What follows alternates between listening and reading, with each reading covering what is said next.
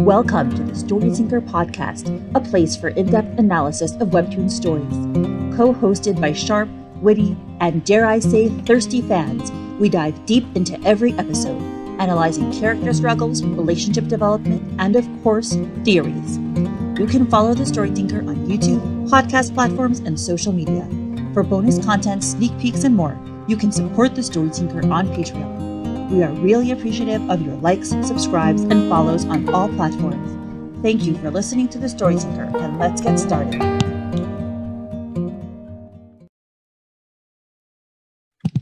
Hi everyone, and welcome to episode 88 of Midnight Populate. And today we have Darla, Emily, and Saucy. Hello.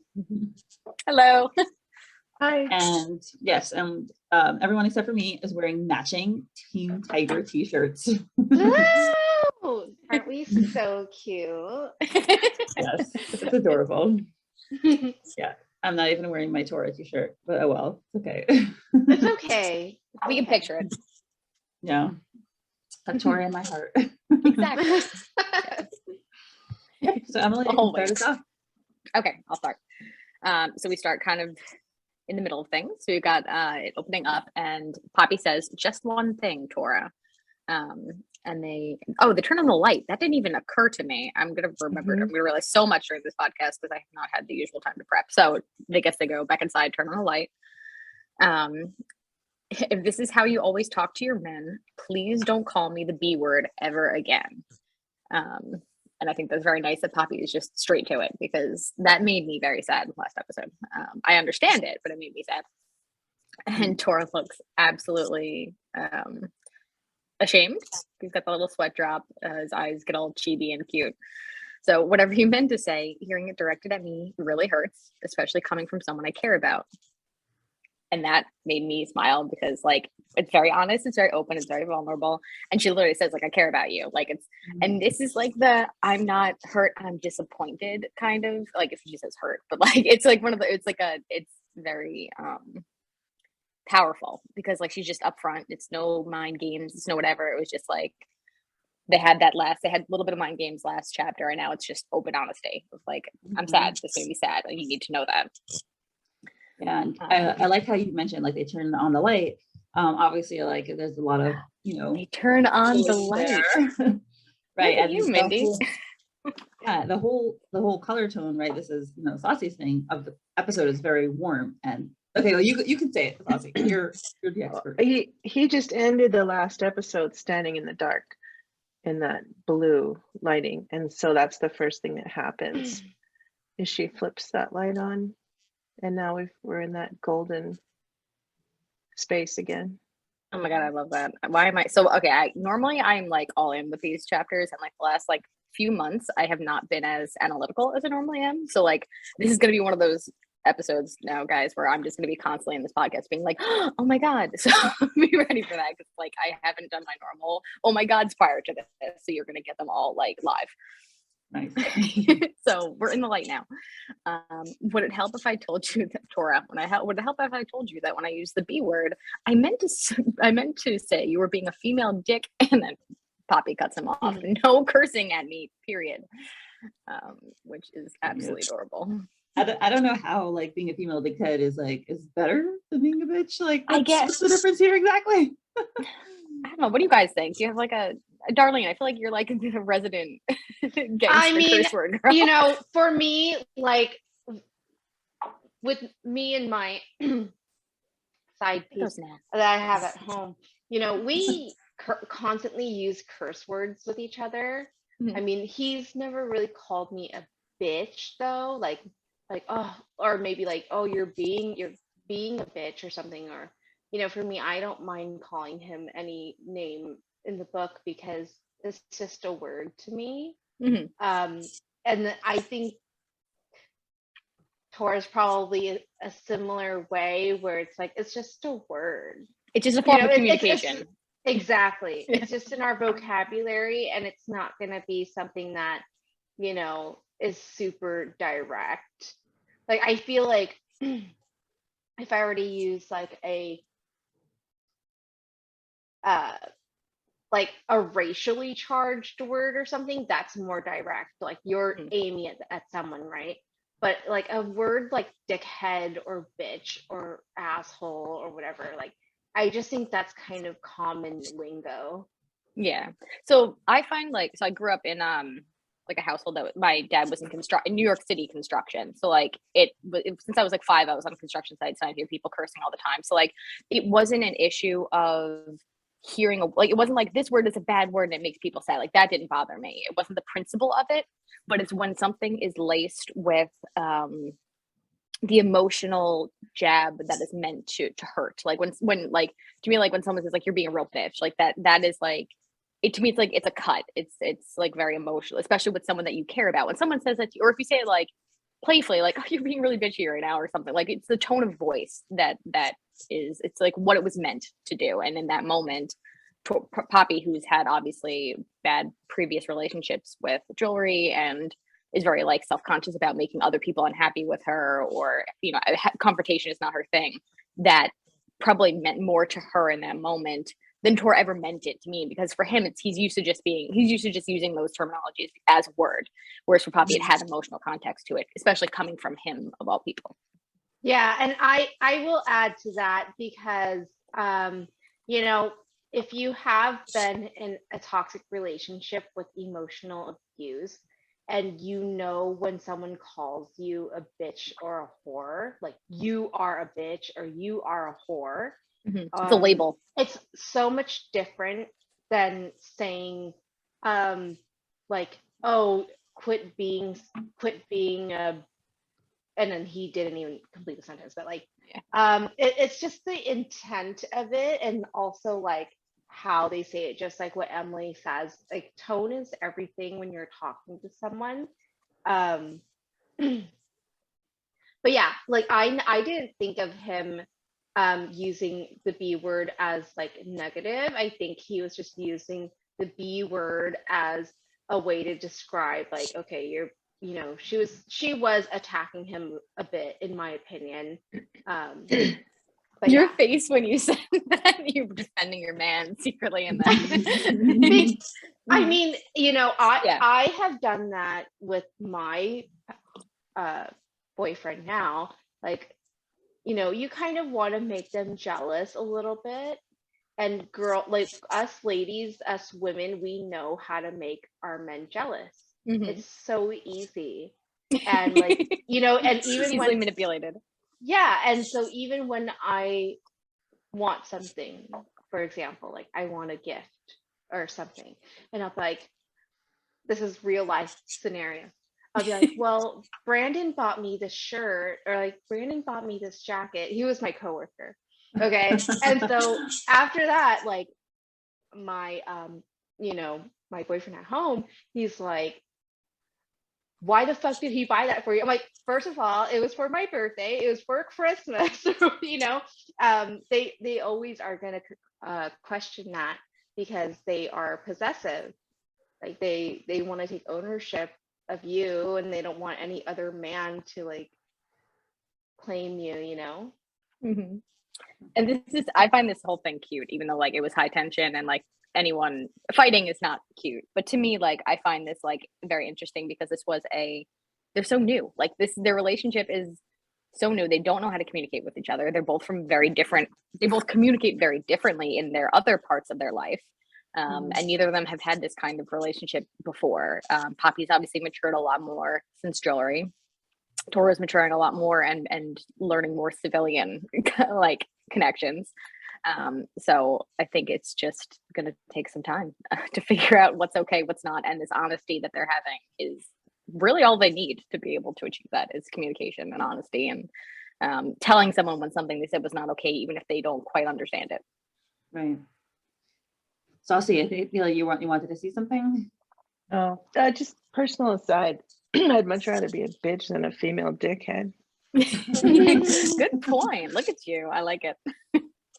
Yeah, and I think like what's important here is that Poppy is telling him what her boundaries are, because yeah, it might be a normal everyday word for Tora, but it isn't for Poppy. And I think that's the important part, saying, what's acceptable for her and what's not acceptable for her, and being very, very clear. you know, and that's something that comes up later is being direct, you know, not being underhanded or indirect. So, you know, and that is something, you know, like it's typically said, men don't understand, you know, all the little, you know, undercurrent things that we do. Like, well, we understand subtext, you know, they're like, yes. Oh my God, yes.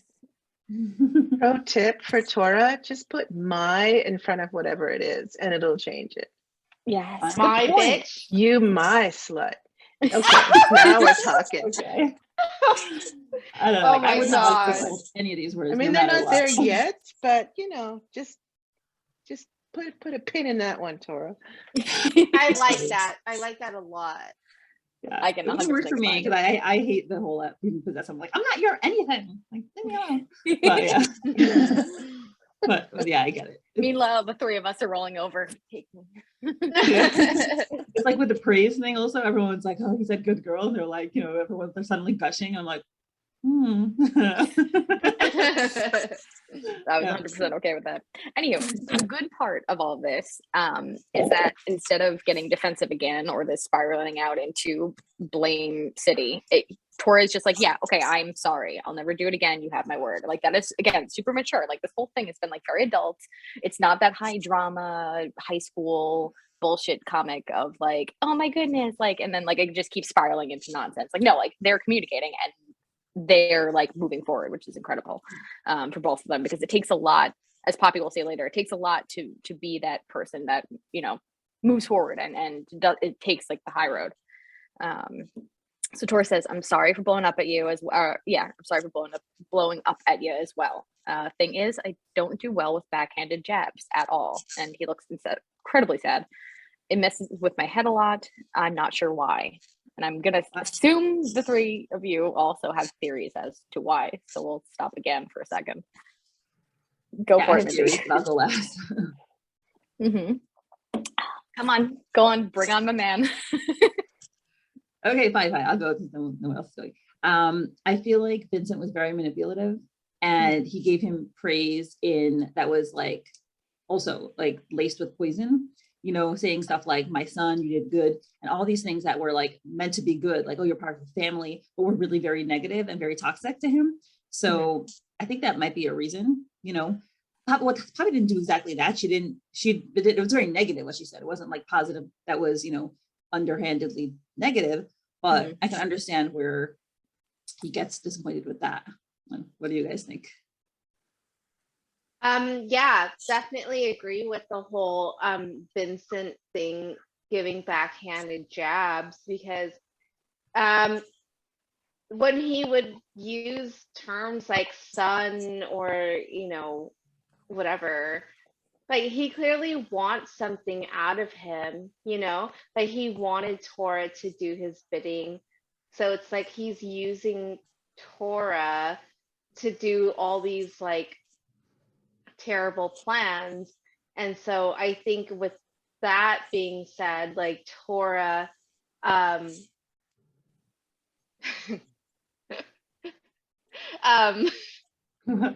you know, I think he has this like, you know, what is her intent of, what is Poppy's intent of saying these things to me? It's confusing. And I wonder, so obviously Vincent's a part of this, Martin's probably a part of this. I wonder if, so I'm trying to think of like his childhood. Oftentimes a lot of these things are not just like things you've accumulated as an adult. They could be things, I mean, he's obviously been in the organization since he was a child. He's been with Quincy since he was a child. He's been with people that think differently, that live differently, that act differently since he was a child. So in school, people probably had backhanded comments at him. And he's in that weird in-between state. A lot of times people aren't out. I mean, people were outwardly cruel to him as a child, but like, it's a different kind of cruel. I think he probably experienced from different people too, where it's not like just beating or things that are obviously wrong. He went through psychological manipulation. So he went through, a lot of times people don't just like beat a child and tell them stuff. They say things in a way that they justify because they're kids, so they can't just like be tough with them because they're not a man yet, but they do like backhanded things. they say things that make them wonder about their worth. They say things that make that in a way that is not just direct. And I'm sure being with Quincy was difficult because I'm sure Quincy said things that he didn't realize were harmful to Tora because he looked at things from a different mindset. So to have a childhood companion who lived such a different life from you and said things that probably made you jealous, but you couldn't be jealous about outwardly. Like there's probably a lot going on that we don't realize besides the normal training and whatnot that he went through. So I wonder about how that messed with his head. And then when he got older, you see he's very direct with everything, like with his men, with Poppy. He doesn't really play mind games. He plays dumb. He plays mind games when he has to with Vincent. But I think with people he respects, he's very straightforward. So when someone isn't straightforward with him, when they are quote unquote manipulative, not in the bad way. I mean, like I've had people in my life, parents and family members that have been manipulative, and it's not in a bad way. It's just like they're trying to get what they want and they don't know how to communicate, so they do it in a manipulative way. And it's kind of what Poppy was doing. She wasn't trying to be manipulative in a bad way. She just like didn't know how to convey something, didn't want confrontation, so she kind of slipped something out passively, and that came off manipulative. So Tori's obviously sensitive to that, I think. To me, he just seemed like a little bit, I don't know if it's the right term, but like insecure, but somebody who's used to having the rug pulled out from under him a lot. So you're kind of like this, when people are talking to you, and it's important that they're directly supportive. And if they start if the sand starts shifting, then he jumps off the sand. I don't know. It reminds me, do you remember as a kid, there was that board that you'd have like a roll, like it was like a ball or like a roll in the middle, and you'd stand on that wobbly, and you had to balance. And I feel like, and at some point you got too frustrated and you jumped off. I feel like that's what you're painting right now in my brain. Yeah, pretty much. Okay, cool. So, so Tor continues, and even if I want to make things better, I can't, because I don't even know what I'm supposed to be doing, which I'm sure a lot of us can relate to. Sometimes you just don't know how you're supposed to act.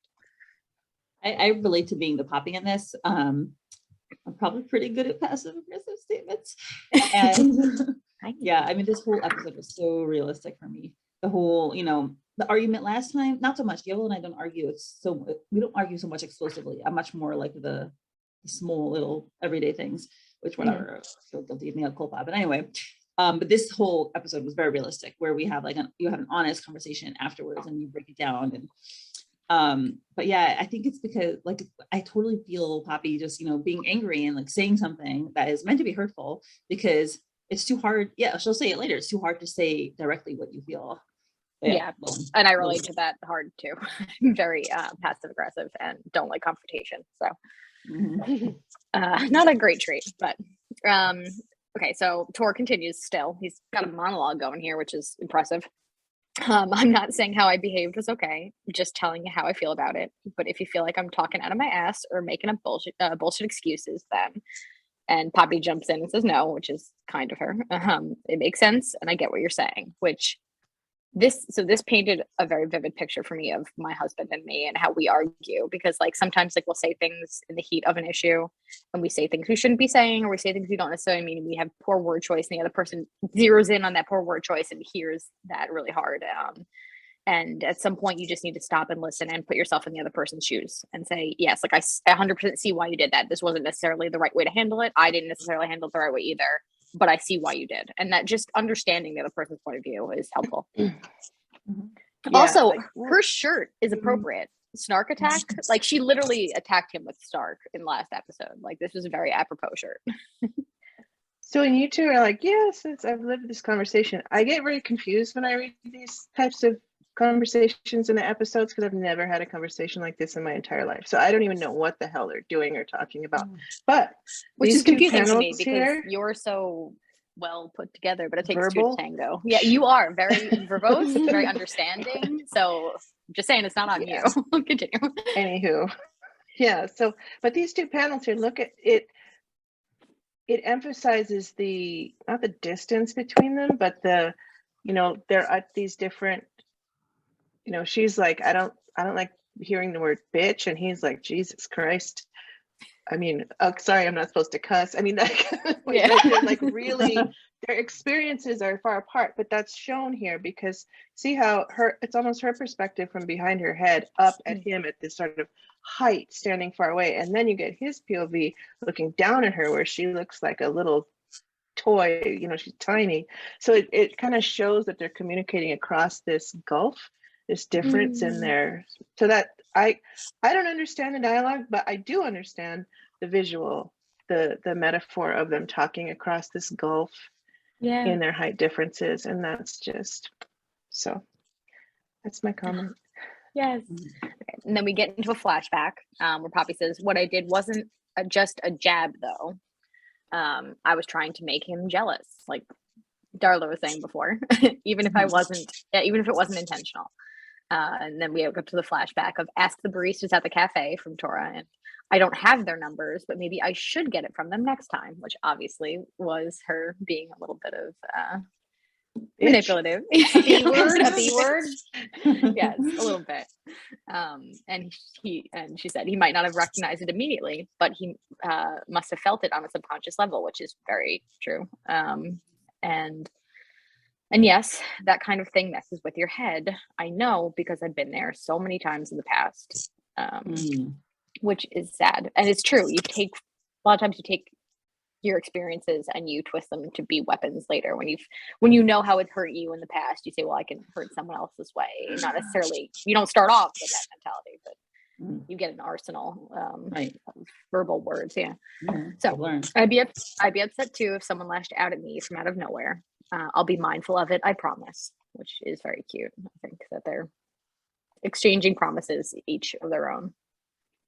Yeah, this whole episode really showed me, you know, people get angry and sure, people say, you know, they flash out, but you know, 5 minutes later, they're calming down and they're talking because they really do care about each other. And you know, it's so true to life. I love it so much. Where, you know, a good couple, yes, you'll argue and you'll get angry and you'll say nasty things, but if you're a good couple, like you eventually talk about it, and you know, even in the hurt, you could see, like you said, see the other person's perspective and understand them. And now I'm going into Saucy's realm here. I'm scrolling back and forth between the panels where the flashback of her sitting on the floor with Tora, and then again of her saying I'd be upset too if someone lashed out at me from out of nowhere, and you get the dark on the other, you know, on the other side of that door, dark sad blue tones, and then, you know, with the fighting, and then they're back inside the other side of the screen door as if they've crossed a threshold and now they're in a better space, a brighter space, and they're actually communicating properly instead of communicating poorly, which is nice. If you have anything to expand, Saucy, go for it.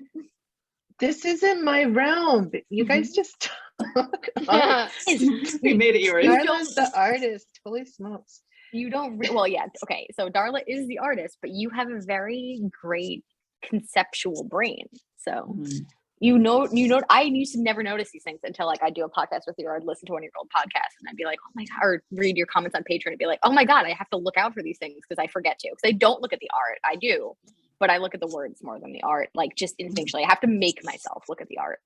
Right. Okay, anyway. Okay, so I'll be more then I'm going to ask you a question. Pop quiz. All right, so you see the next two panels are him and then Nod, right? Yes. The only thing that changes is the background goes into blur. So why? What's the point of background going to blur? Okay. My thought would be well, also the other difference is a little blush, but because that's what I noticed. But I guess puppy eyes. To me, it was like a focus in on his emotion. Like it went, because it's an intern. It's not. There's no words, and yet you get, without dialogue and acceptance, it's like a positive like connection that they just had. They both connected there, and you just see just Tora and just Poppy's head. So instead of it being the outside world, it narrows into just the two of them being like, okay, we're good. Nice. What did you get? Am I right? Same difference. Tell me I'm right. Focal. I don't. It's not like a right or wrong thing. Read Lily's brain and tell me I'm right. Okay, like I think when he was doing the whole Nod blurry scene, like he doesn't ever get reprimanded, you know, and so that was like his first time this little short woman, this girl that he likes so much, is telling him what to do, basically, do like to control his behavior, to not upset her. And he's like, okay, I So cute. it's cute, because I think any man would do that for a girl that they like. Mm-hmm. So and I also actually, have a thing. Go ahead, Mindy. Go ahead.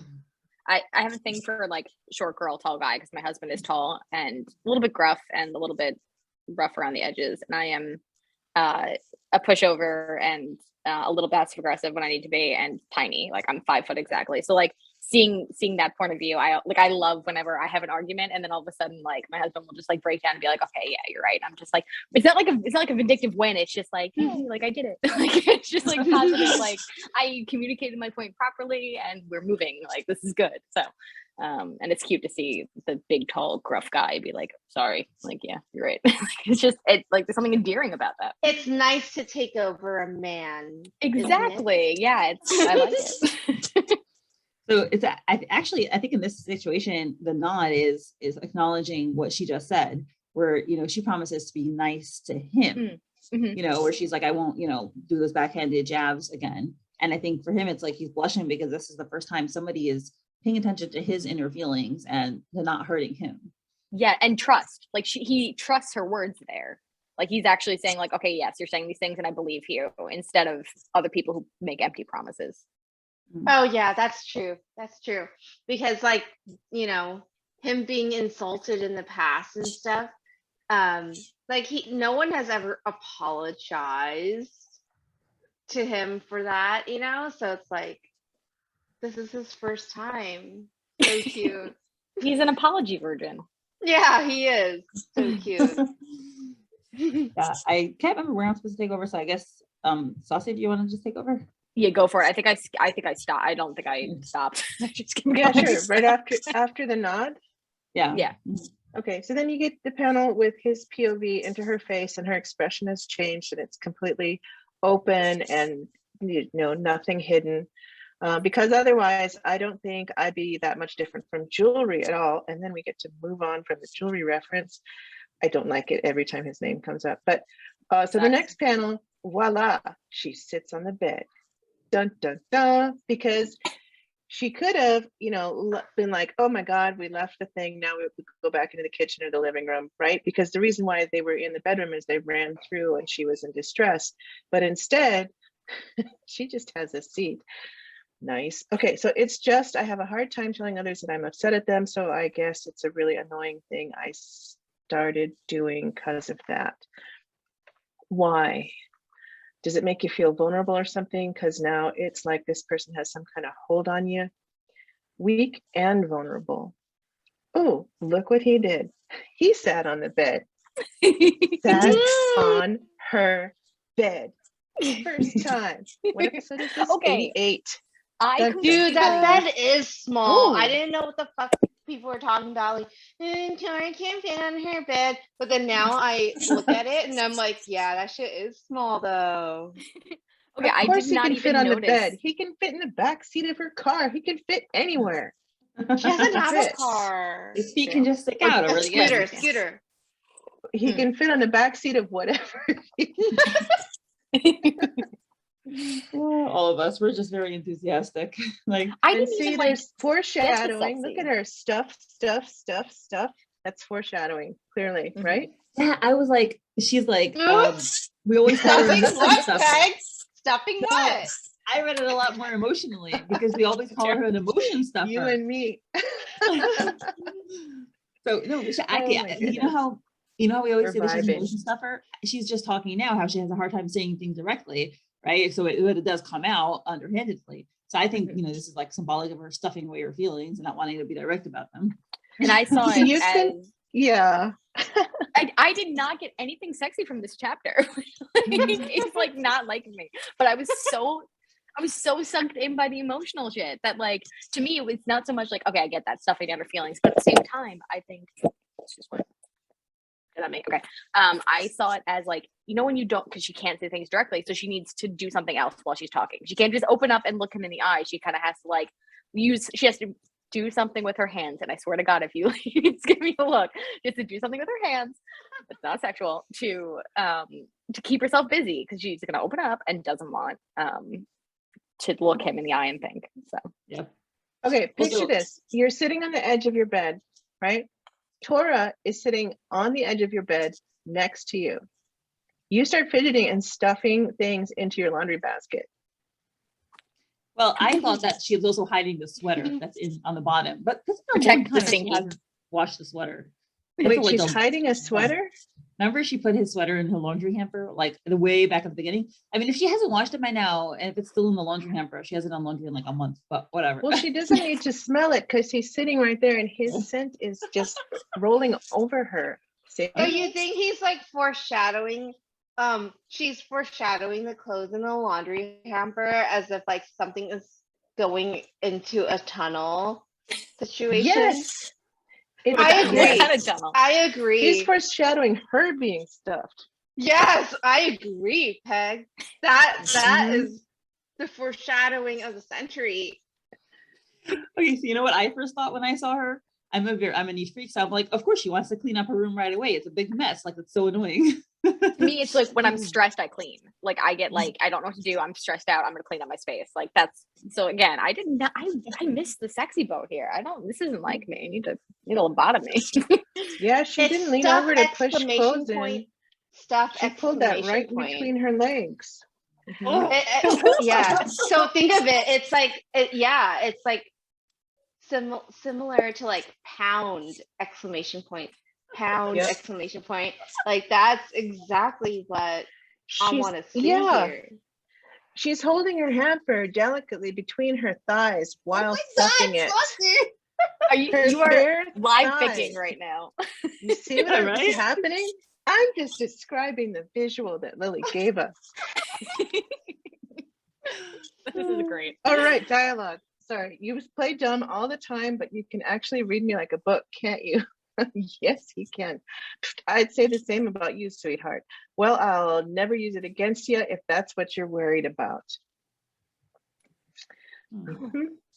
So if you have beef with me, I love that line. Okay, don't. I didn't say that sexually. She does. Just tell it straight to my face. Don't. What we're looking at is a future Darla meme right here. 100%. Oh yes. Beef is going in somebody's face. We know that. Oh boy. I won't get mad, not if I can help it. I am very impressed with y'all. Very impressed with your abilities. Okay, fine. Seeing Poppy's face now, I know now. I'm just seeing sexual shit. Now I'm just seeing her being like, "Oh yeah, okay, thank you." Damn it! He's on her bed. You've planted this image in my mind now, and I no longer see emotional stuff. I just see sexual tension. You're welcome. Okay, well, let's do emotional. Like, he's being very nice. Let's just say that. You know, he's telling her she can be direct with him and tell him, you know, when she did something wrong, which I don't know how Tora got to be so wonderful and intuitive and kind, but he is. He absolutely is. I love it. And this is just like this is really cute. If I want to say it's awkward, it didn't feel awkward reading it, but like breaking it down, and trying to like put myself in their position, this whole exchange feels a little bit awkward, but not like in a bad way, just like in like a first love kind of way. Because it's like they keep saying like, thanks, I appreciate it. Like it's like, I just speak my truth. I feel that you're doing this to me, and they're like, thank you for telling me how you feel, but like in like an actual way that's like realistic. And but it's really cute to see this, like they're both just like, yes, thanks, yes, thanks, yes, thanks, because they're like trying to like fix what happened in the previous exchange from last chapter. Listen, Mindy, you gave me part 2. This is really on you here. This is true.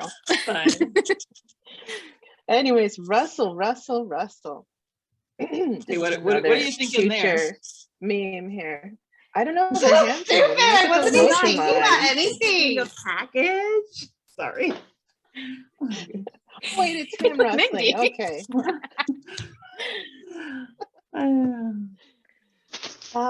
She sees him opening the note. with his sexy hands. Oh, God, yes. Those hands, those fingers. Wait, what are you doing?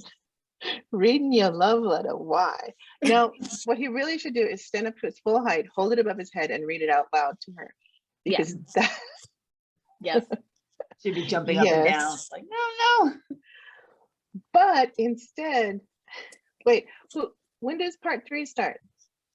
I forgot. No, Before I think or after I kind of skipped my part because I didn't remember where it was, and I didn't think it was well divided anyway. So. When she opens the note was part 3? Yeah, it's fine. I know. I just kind of skipped my part, so you could just keep reading till it's Darla's turn. Fine. Okay. Who says it's a love letter? You sure it's not? Let me count the wait. What does he go straight Shakespeare? Let me count the ways thou shalt profess thy.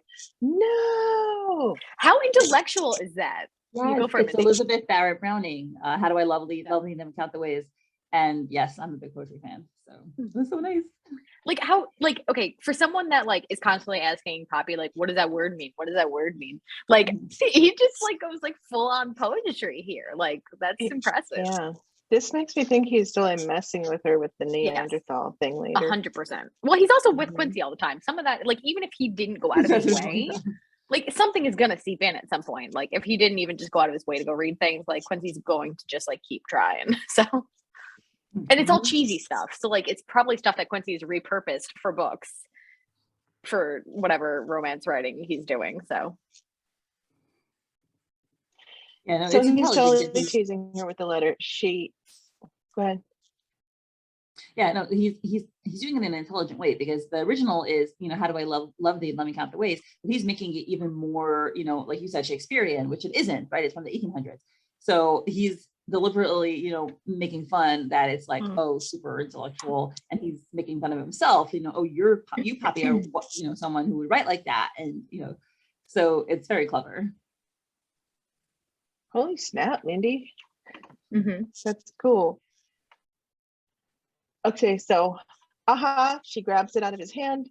She kind of twinges her ankle there and trips over his lap. Sure. He grabs her, says, "Oi, careful." And that's why, because she was gonna bump into his tent. Indeed. So cozy. Gosh. I love that look. So cozy. You're like surrounded, just in his lap, held by him. Yeah. That must feel exceptional. He wants more. He's in trouble again. That sigh must be heard around the world. Okay, that was real. That was very pleasing to hear. I was confused. I was confused by this. So I was confused by two things. When did she hurt her ankle? I haven't done a reread, so I need to I literally have not reread the chapters in a while, and I've been because remember in like the past episodes, like Tora had his men watching her, right?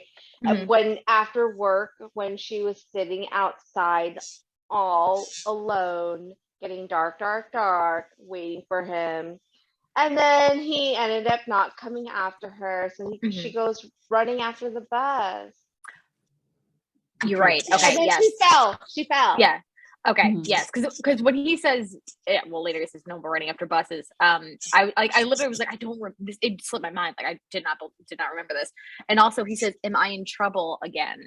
Why would she be in trouble again? Like, yeah, she only ran after the bus because he wasn't there to pick her up. Okay. True. Yes. For yelling at her, "Oi, careful," maybe. Oh, maybe. I wasn't sure. Like that, I was a little confused. In that position, you'd think she'd be the one in trouble. Exactly. And she looks so happy. It's really cute. Yeah. Yeah, she's giggling. Giggling is the best. So you still want me to keep going here? Yeah, sure. Okay. Better like this, he says. He's got her up on the bed now. Yes, thank you. I didn't even notice my ankle was hurt till I got home. Give it a couple of days to heal and don't go running after buses. Which kind of leaves it open for her to make another. Is that why he shuts his mouth? So, yes, okay, because Poppy doesn't know that Okay. she's being watched by these men. because that confused me too. I need to do a reread. This is on me, I but didn't realize that. yeah. I'm right now. I'm being one of those webtoon commenters. It's like I don't understand what's happening, but like it's just because I didn't read properly. No, Like, you get a pass, Emily. You always get a Mhm. pass. that because I was like, first I was like, I know he said something he shouldn't have, but like I didn't connect why, and it was like I cute. didn't get She's it like, either, like so. it's Poppy's like. I thought it was fast. I thought it was maybe something to do with the letter. I didn't get it. Now I get it. Okay. Mhm. So shuts his mouth quickly, and she says, "Anyway, here you can have the letter back. There's nothing mushy inside." His look on his face too, and he shuts his mouth, and he's realizing what he just said is So cute. adorable. I know, it's so cute. So I love the quiet. eyes when they get chibi, and like you just know, like it's either like they're a little awkward or they're a little bit nervous, or like it's just adorable. Yeah, it's. I've seen artists where they're either like full real or it's artist style, and then full chibi, and how Mhm. Lily just makes like a little Just bit. a little. Yeah. Yep. It doesn't. They don't go like in Let's Play. They'll completely chibify them in like a cute moment, whereas Lily just makes like the tiniest little tweaking, and it still gets that full effect. Yep. Yeah, I love that. Mhm. Okay, so there's nothing mushy inside. It's just embarrassing. So just read it when you get home.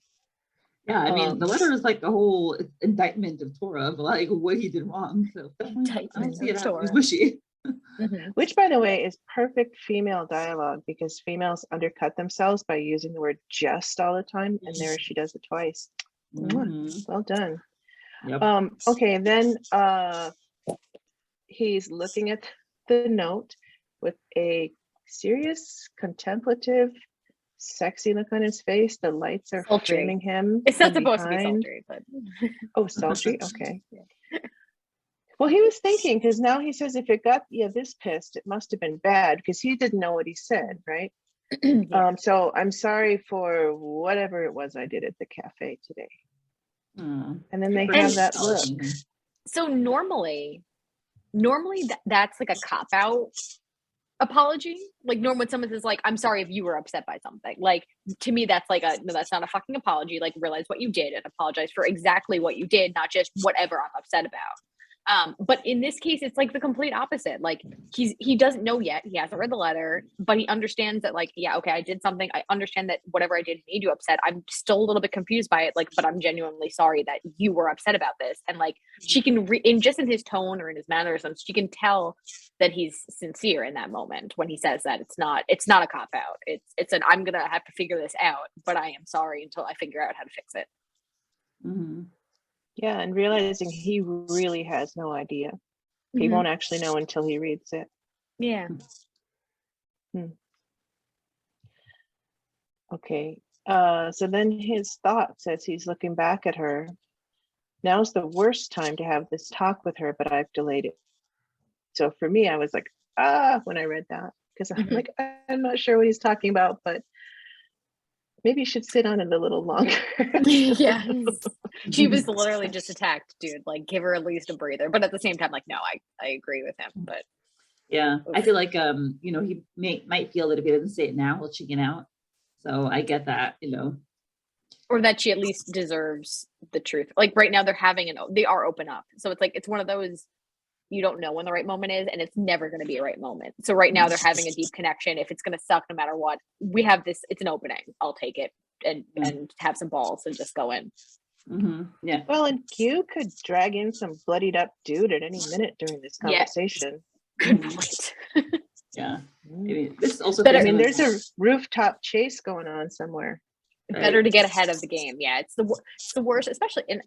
So I'm all for tropes. I love tropes. I think they're incredible usage. But like there are certain ones that like can be used sometimes, but you also don't want to overuse them. And it's like the finding out something too late. Like when like I wish I had told them then and you didn't, and then like it causes another blow up. Like they just had a blow up. They don't need another one. So like this is an appropriate time to get ahead of whatever trouble might come up if they didn't have this conversation now.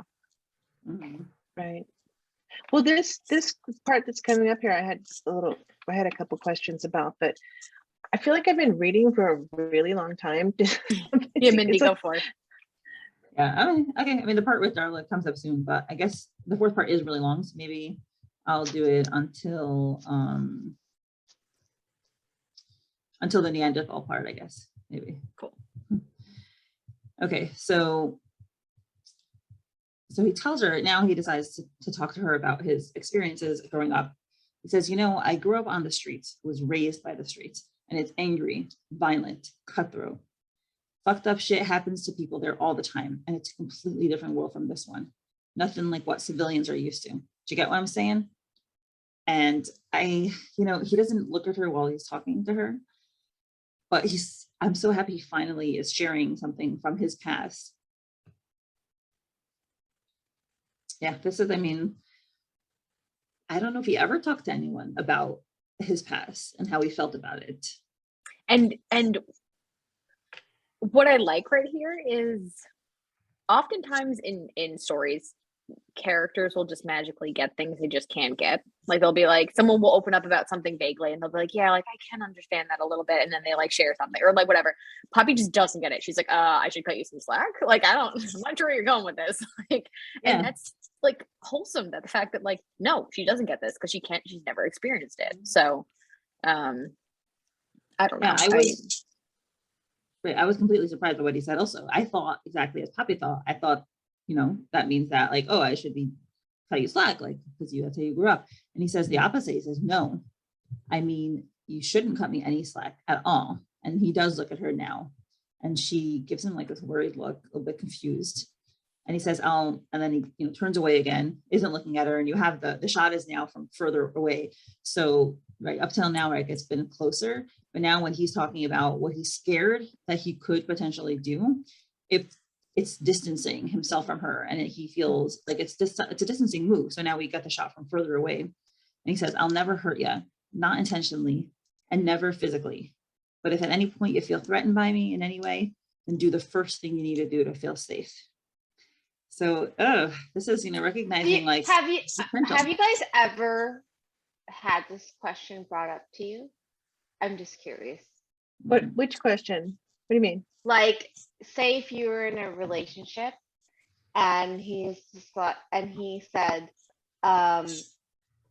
something similar, like what Tora said.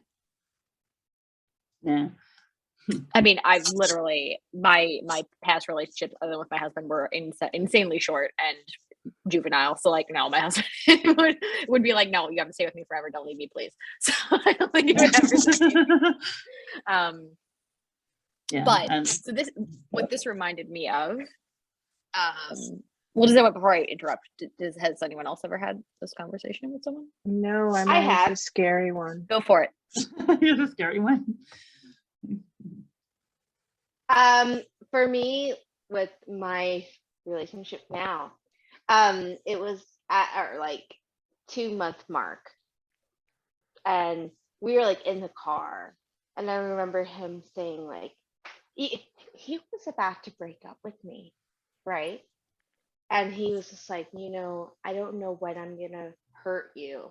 Like they already think that they're gonna hurt you at some point, so they want to cut things off early on, if that makes any sense. Mm-hmm. And so Tora did. I mean, he never did, like, thank God. But like, it makes me think that some guys think they're like incapable of love, like incapable of true love, that they just want to sabotage. They want to sabotage their own relationship or their own like potential of a relationship, because they're scared. They're fucking scared. They're scared of what it's going to come out to be. And so they just want to cut things off and make this excuse that they're going to hurt them. Yeah. And that it makes so for me, I've been reading way too many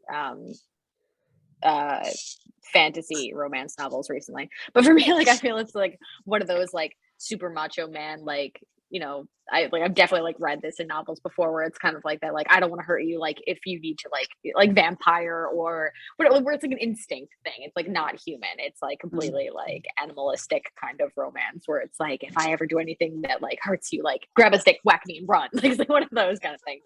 I feel like it's like a very downplayed version of that, where it's like Tora's like sometimes I do things instinctively because like what he's raised to do. Like if he feels threatened, if he feels, you know, it's kind of just his knee-jerk response is to do something that he's never going to outwardly like be cruel to Poppy or hurt her, but like his knee-jerk response might be something that hurts her, and he doesn't want to be another Julri in her life.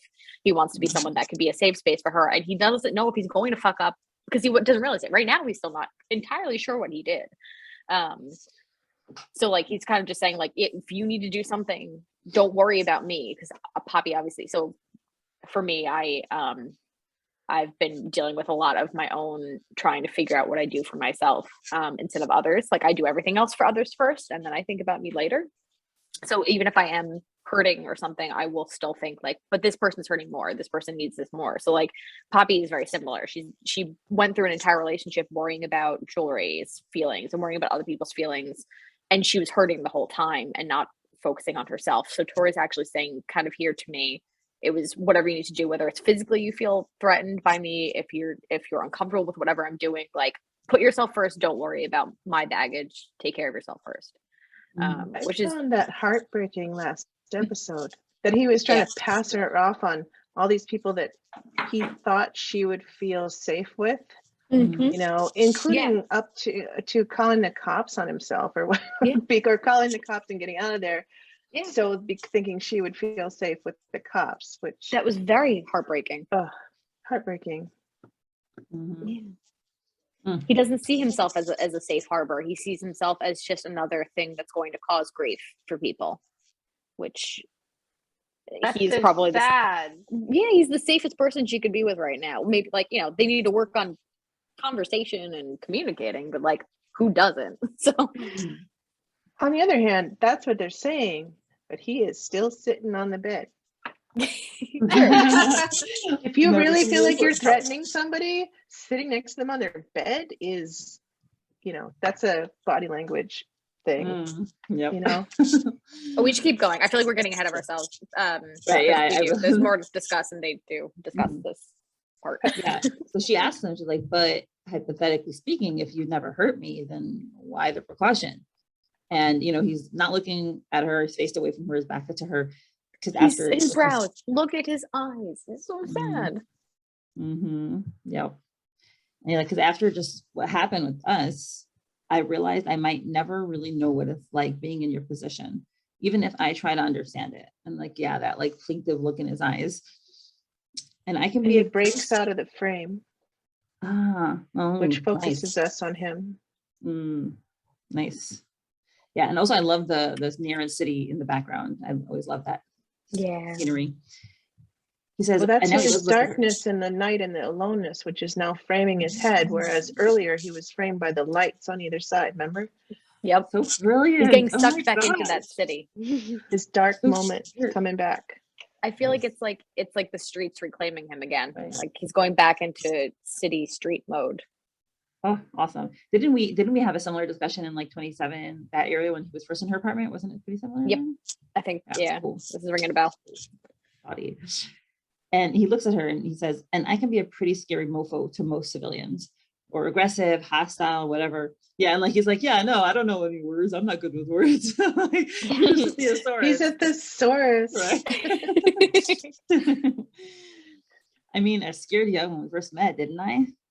And so, yeah, you had every reason to be scared. I did some pretty fucking dodgy shit to you back then. And now she reaches out and touches his arm. Aww. Cute. Yeah, it's very cute. Says you scared me.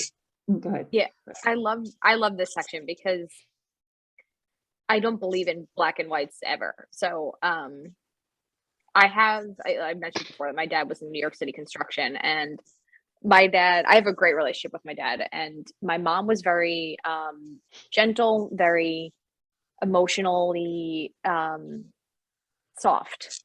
She didn't like when I was 2 years old, I used to tell her like, I hate you. When I was little, I was like 2. I knew it just got a rise out of her, and I'd say, I hate you. And whenever I just wanted attention, I guess. And my mom would literally start crying and call my dad and be like, oh my God, our daughter hates me. And he's like, she's 2. She's just doing it because like she sees that it's working. Like just like she doesn't mean it. She's 2 years old. And my mom was the same way with my dad. My dad was in construction. He was very aggressive. He got called aggressive and hostile a lot. He's this little Italian guy. And I remember one time he was, I was like I don't know, I was young and I would hear only his end of the conversation. And I remember hearing once him say, aggressive? You think I'm aggressive?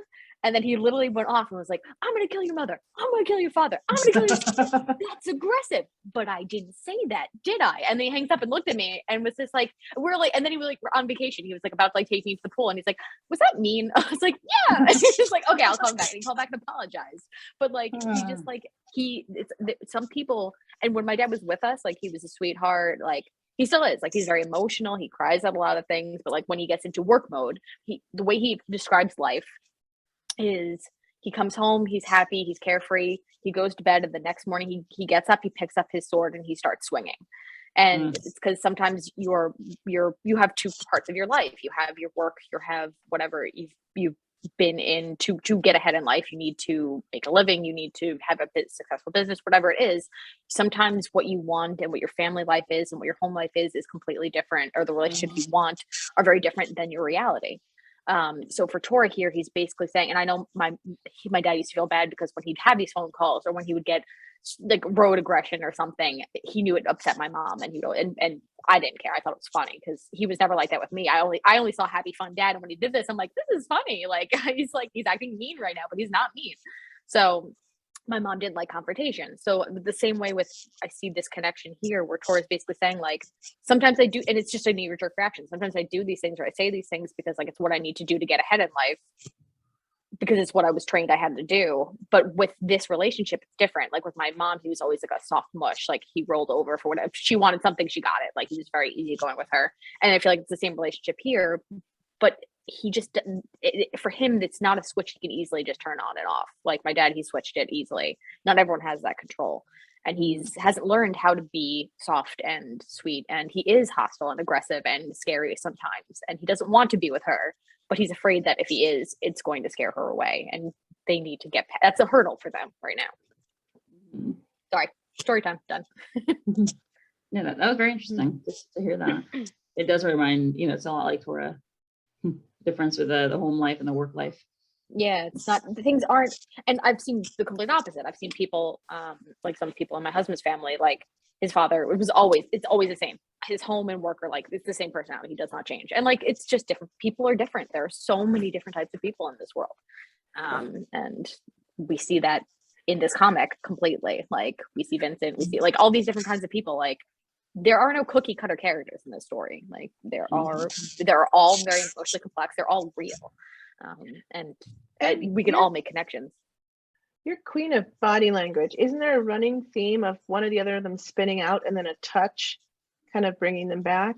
Yeah, they do a couple things. They basically, so I also love switch like top bottom switches in relationships where like someone takes lead and the other person takes lead. And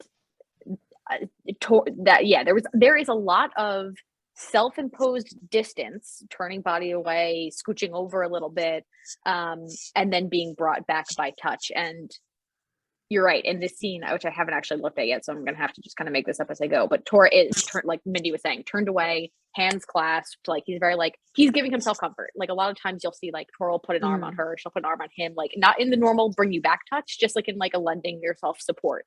In here, Tora, he did this in Regina's Peak too, because he had his arm around her, and then when he had to open up, he kind of put his hands together and he held himself, and he needed his own strength. He's doing that here again. He's got his hands clasped. He's opening up with something he doesn't want to talk about, so he's kind of clamming and giving himself his own strength. And Poppy lends him her own strength by touching him and bringing him back and scooching up a little bit closer to him, and that touch allows him to turn back to her, which is really fucking adorable. It's just like that little bit of, hey, like I'm here, I'm okay, and I'm listening, I'm paying attention. It's the same thing you do with children when they build a little tower, and like you've got so many things going on in your life and you don't really care at that moment, but they say, hey mom, look, I made a tower, and you say, oh my god, look at that tower you made, and you'd like acknowledge that, and you're like, yes, it's wonderful, I like, how did you make that tower? And like you just like engage with them when you have a million other things going on in your life right then. It's the same thing happening there. Poppy was attacked tonight. She's had a crap ton of stuff happening the last couple weeks, and Tora is now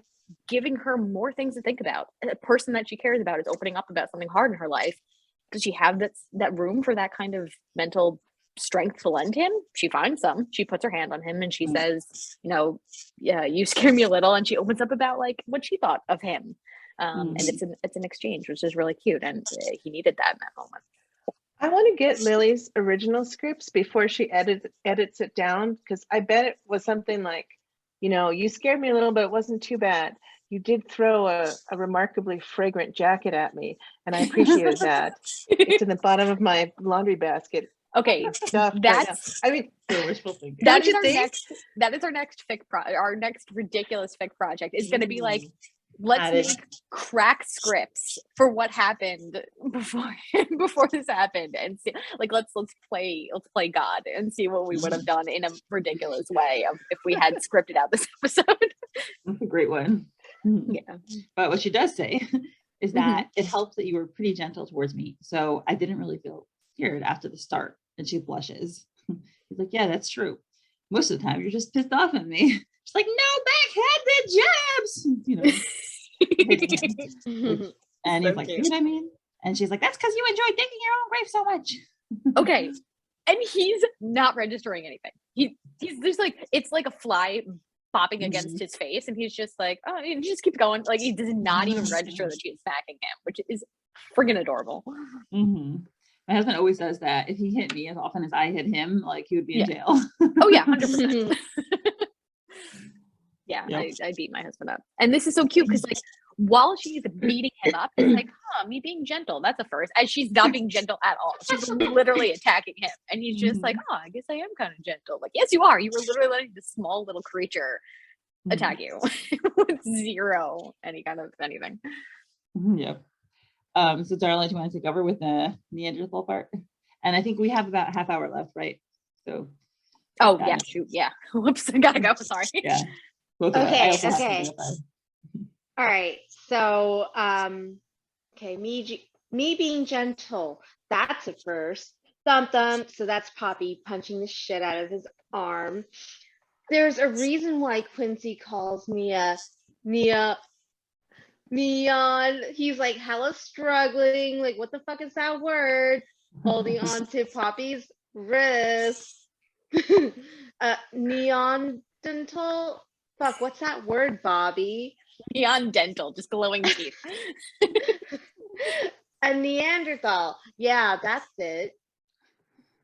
Why am I not surprised, Rush?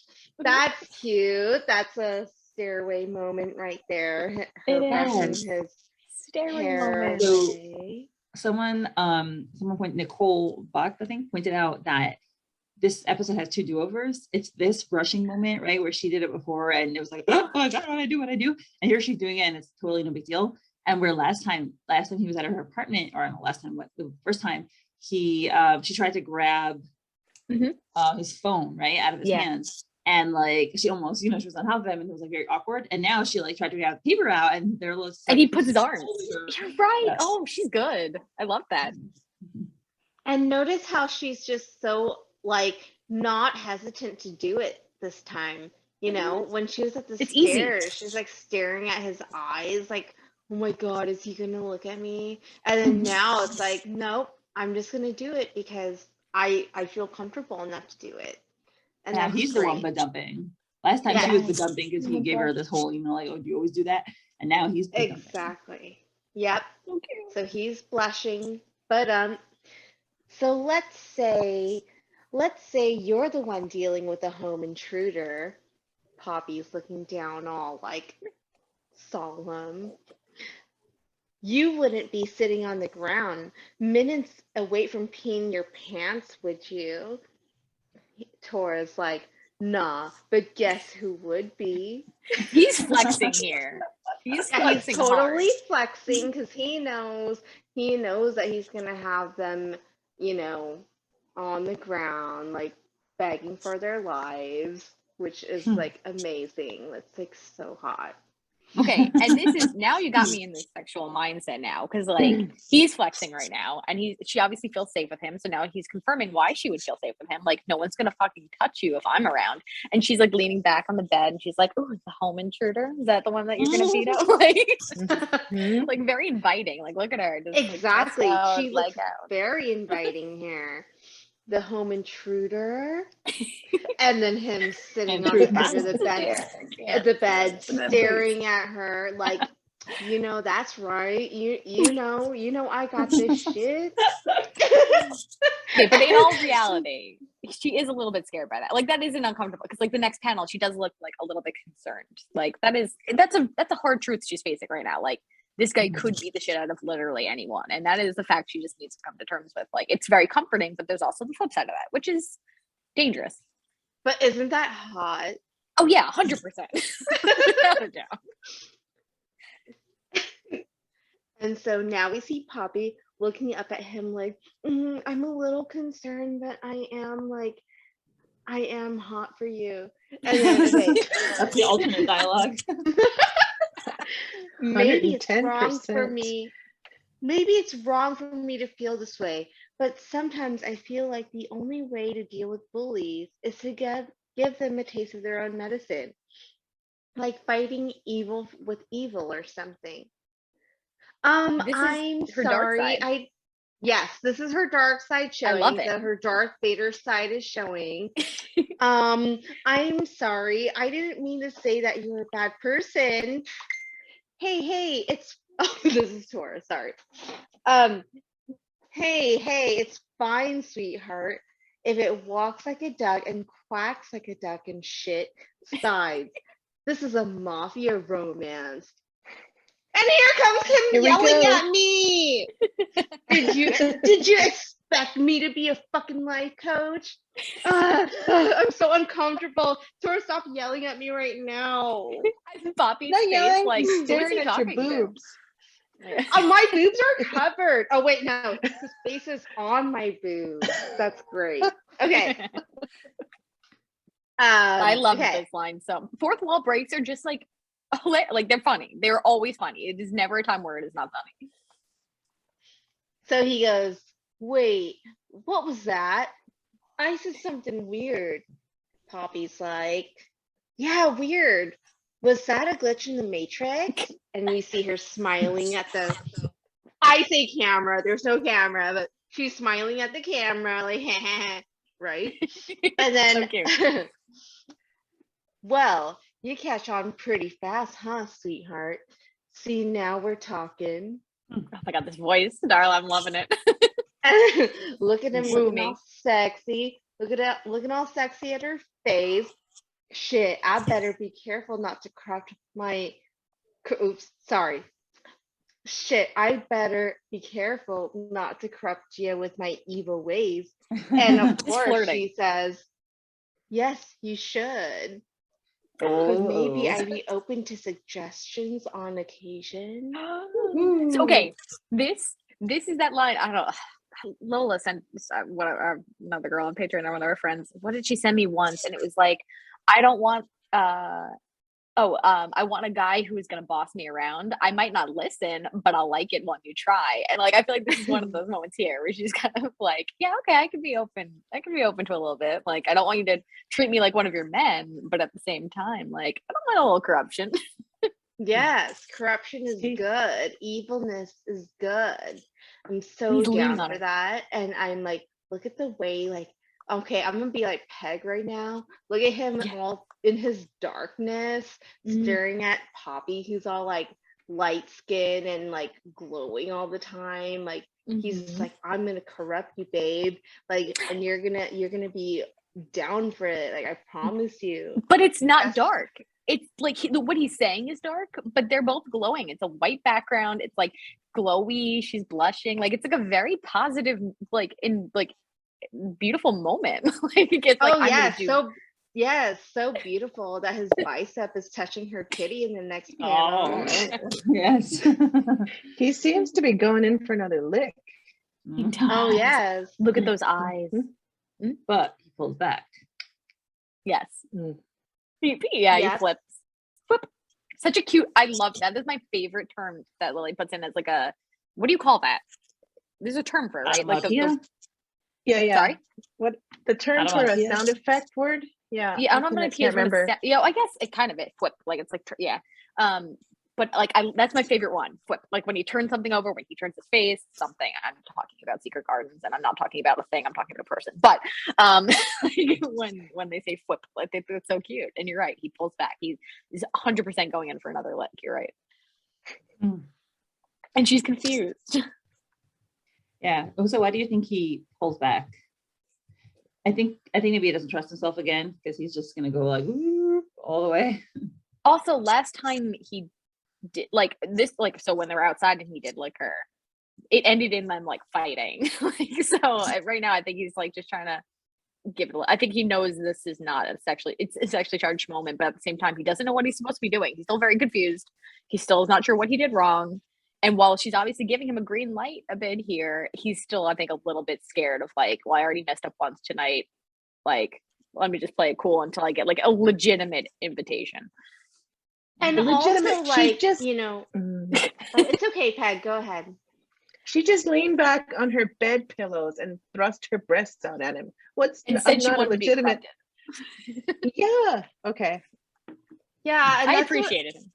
And yeah, totally, because with this panel right here, like he is so fucking nervous right now because he wants to get it in so bad, but he knows like Poppy has said it more than once that she's a virgin, and in his mind he's gonna be like, is this girl ready for me? Like, is she ready for me right now?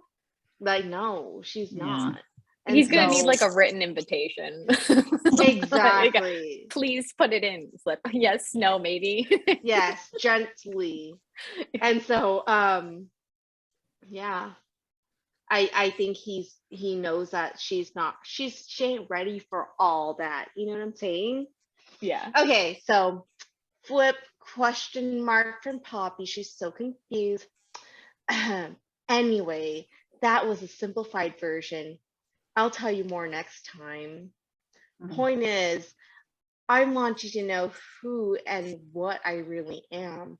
Because if we were to become so this answers the question, why did he pull away? Because at this point he knows what he wants. He wants to take this further. He wants to become a couple, which is really friggin' adorable. But he wants her to know him first. He wants to know the reality of what that means. And he doesn't want to approach that situation, but he knows it's not fair to blindside her. He wants her to go in and actually want to be with him as he is and what his life entails. So in a sense, this is a continuation of his blurting stuff out at Gudrun's. Blurting stuff out at Gudrun's. Oh yeah, I'm in the mafia. That was the first. Yeah. What were you gonna say, Mindy? Yeah, no, it's like what he talked about on the phone with Quincy. Is that they have to be open with each other before they go take the next step. Love them. Any scene with the two of them together makes me so happy. Quincy, I know. I miss Poppy already. I know the feeling. But for someone else. Yeah. But yeah, so he's very go on, Darla. And so Poppy continues. Become a what? But she's so playing dumb. She just wants to hear him say it. Whatever. Yep. What now?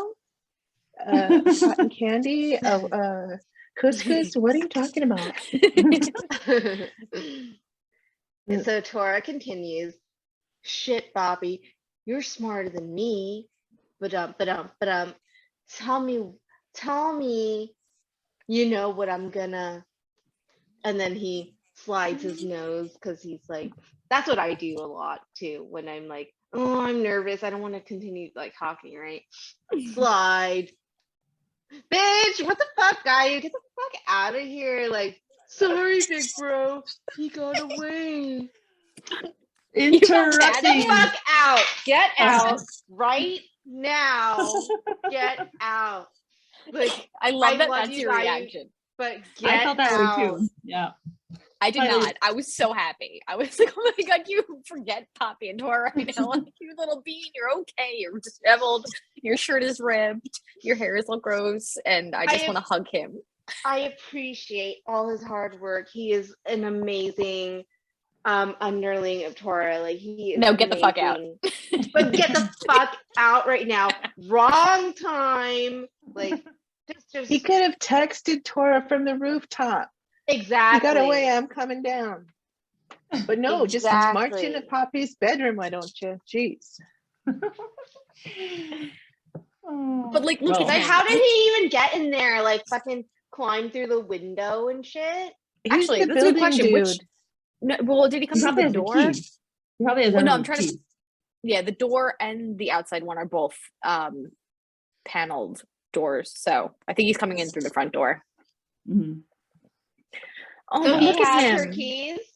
Yeah, I think so. Yeah, he does. They mentioned it last, or like when I think like when they're coming in. I'm almost positive it's been mentioned before. But let's think about this for a second. So obviously, forgetting. Sorry, my husband is making dinner. I don't know if you can hear the blender going. I think you can.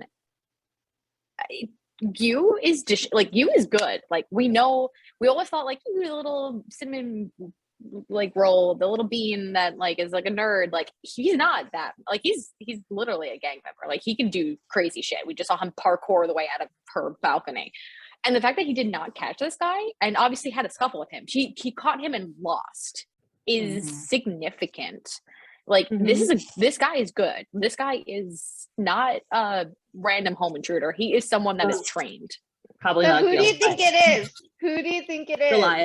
Goliath. I'm voting for Goliath. You think so? I don't know, but I want to see him. So that's what I'm saying. Tora. I don't. I think it. So my initial reaction is, if it's someone we know, I thought it was Shark, but I don't. I kind of think it's someone we don't know. I don't know if it's from a rival clan. I don't know if it's someone else. I don't know though. He did look short. What do you think? I don't know. I wish we'd go with the Goliath. Like I agree, Emily. I agree that it's someone that we haven't met yet, but I think that this person is. They know what's his face, pubic hair, chin. What's his face? Gil. Gil. Yes, they know Gil. They're working for Gil. Okay. So it's either Gil or someone working for him, because when I scrolled up on my screen and I looked at his skin, that fool's too light skinned to be Goliath. Like, looks real. Like, no, he's very pasty. This guy's pasty. Very pasty. When did we see his skin? Through the mask? You see it? You can actually see like his right here. There's a patch. I'll have to go back. Yeah, and it's outside. So if it's that light in the dark, it's not. I don't think it was Goliath personally. But I'm looking forward to like again. I would love to see like it's one of those things where she cut him. So like I'm gonna be like every single time a panel's coming up, I'm like, does they have a cut on him? Is that person bleeding? Like what's happening here? Does he have a bandage? Like that's gonna be me. I'm really excited to see if we can find them, or like. So my thought was like if it was someone in the Baltimore organization, like. So this is why I want it to be someone from the Baltimore organization, because I want to see Vincent again. So I want like one of those like big mafia bro like scenes where like we'll like get back to a clan meeting and Tor could be like, oh, that person has got his hand, like something. But really, I just want an excuse to go back into more clan stuff, because like as much as I obviously love the romance stuff, I'm a sucker for the actual like villainous clan part of it. So got it. Saucy, who do you think it is? I don't know. I mean, I think it's a little too skilled for Gil. He seems kind of he doesn't seem that formidable, because Gil got into a fight with somebody at the club, and I mean I remember being impressed because he had not a scratch on him after he beat down gave that guy a beat down. So Gil has, I mean not Gil, Gil has skills, and I feel like Gil is more of the psycho pick on women and children kind of person. Like he killed his wife. That wasn't exactly like a threat to him. How do you think he killed his wife? Why do I think? No, how do you think he did? Like stabbing or like strangle or like what? I thought strangling or like hitting her head on fighting with her until she's like, I thought it was gonna be like very like hands. I don't think gun or knife or whatever, but I don't know. I just think it was very like seem strong. He doesn't seem very athletic or agile to be, scampering up buildings and whatnot. No, I agree. I think he's like one of those sad, twisted fucks that just kills people that he can. That's easier. Women is white. Like the people that are domestic abusers are just like scum, and they don't like it. Most of the times they're not that strong. Most of the times they're not that smart. Most of the times they're just shitty people that are trying to make themselves feel better about themselves and their life. And yeah. If it was Shark, why would he run? Well, because he realizes, that Tora is not happy about him being there. Right. Yeah, but Shark's kind of nuts. Wouldn't he just confront Tora? And no, good question. That kind of was why I thought it might be Goliath, but I didn't think so, but to me, because when Tora comes, so in episode 5, when Tora comes into, that's my all-time favorite episode, first time we see Vinny. Of course. I know that I could draw you that episode. I know it so well.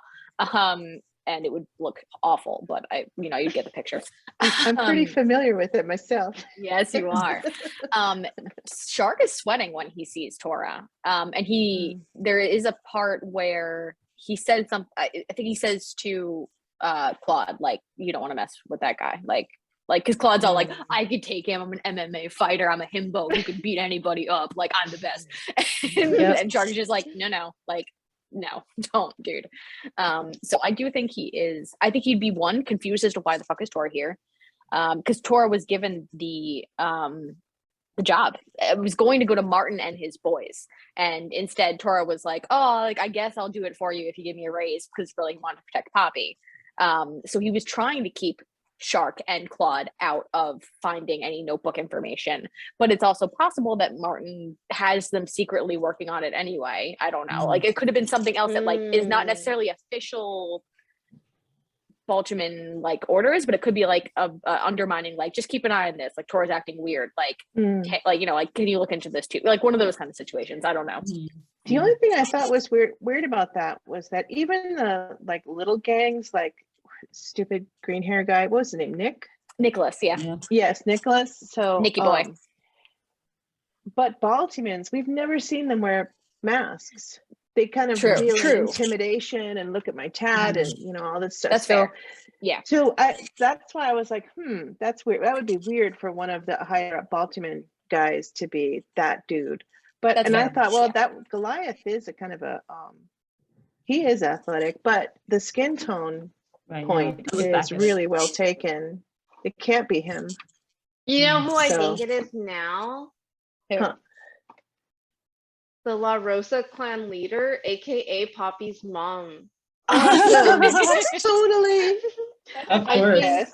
That's the Poppy's mom was trying to reconnect with her and to connect with Poppy, and was so desperate to intrude in her daughter's home that she straight up broke into her daughter's home out of desperation to build a mother and daughter relationship. Tying her up was necessary so she would listen to her, Exactly. She heard her daughter had a new life coach and she hates those fuckers. So she came in. It's like, who the It's like, no life coaches for you, young lady. What is that life coach's licensure? Bitch. Saucy was like, do not call me a bitch. That's why she was so sensitive when Tora did it. It was only twice in one night. Oh boy. So what are our final thoughts on this episode? It was great. It was long. It was really friggin' long. Normally I would chide because a lot of these webtoon authors, and Lily especially, create way more content than they have to, and that is very generous of them, but at the same time they are humans and need to sleep and eat and have outside lives. So like normally I see these episodes and I'm like, wow, this is great, but like, are they okay? And this time though, there was a lot they had to get through. Like, this was emotional. And I understand from a creator's point of view that they need to make sure that these more vulnerable connecting moments are portrayed in the best light. And so to cut specific things or to have a break somewhere in between wouldn't have been as effective. So I thought it was the length and the way the episode was created and done visually and storyline it was just a really well done chapter. It worked nicely. Yeah, it was a lot of reading. I'm so used to just scrolling past panels and just like, haha, that's so fucking hot. And I'll be like, scroll past. Like, no, like I had to fucking read. And like, I don't enjoy reading, but of course with Midnight Poppyland, I love the story. I'm gonna read, but yeah, it was a lot of reading. Not that I'm complaining. I love it. But yeah, it was a lot of reading. So it was a long chapter to go through.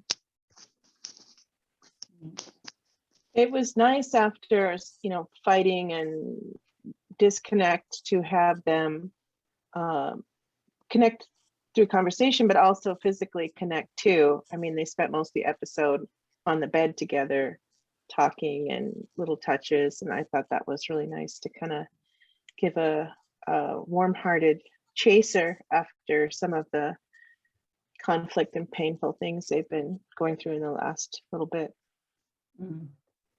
Yeah, same thing. I loved how it was like a calm down. Last time it was all angry and upset, and this time it was conciliation. And I thought it was so beautiful, and it just shows that they're ready to put in the work that you need in a relationship. It's the first chapter, not first, but it's the most significant chapter where we think like, hey, this could work. Like we kept getting the question brought up of like, are they going to be okay? Like, is this something that the two of them can handle together? Like, are they going to be okay in this kind of this chasm of their other lives? Can they cross it and become a couple? And this is the first time that you actually see like a really nice communication of really intense stuff. Not the first time, but like it's a very poignant moment of them actually connecting and being okay with each other's other lives. So, well, is it the first time she said straight out, "I care for you," pretty much? Yes. I don't know. Is it? I think so. Yeah. I know it struck me as poignant when I read it. So like probably because like I don't remember. I remember thinking that being like, oh, she said it, and like I don't remember that before, but I'm not sure. Yeah. And then of course he just about said they could be a couple. So that's both of those are big. It was cute. It was a cute episode. It had very sexual undertones that I'm now seeing and appreciating. I think it was also, the eye of the reader. I think it depends on who reads it as well. Sex is in the eye of the reader. Yes. Well, thank you so much for coming on, and it was just great. Really appreciate it. We got this down lovely. To the wire. We did it 5 minutes Yeah. before we have to go. So thank you. This was a lot of fun. Oh, yes. Yep. Thank you. Thank you. Bye, guys. Bye-bye.